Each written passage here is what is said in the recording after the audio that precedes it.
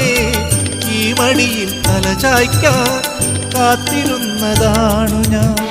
കൈത്തലങ്ങളിൽ സാന്ത്വനവും തേടുവാൻ കൈക്കുഞ്ഞിൻ കനവോടെ കാത്തിരുന്നു ഞാൻ.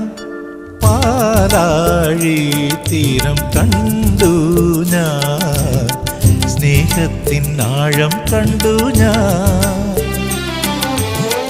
പൂച്ചെണ്ടിനു കൈ നീട്ടി പൂക്കാലം വരവേറ്റു, ഒരു സ്വർഗാരാമം നീളെ കൈ വന്നു.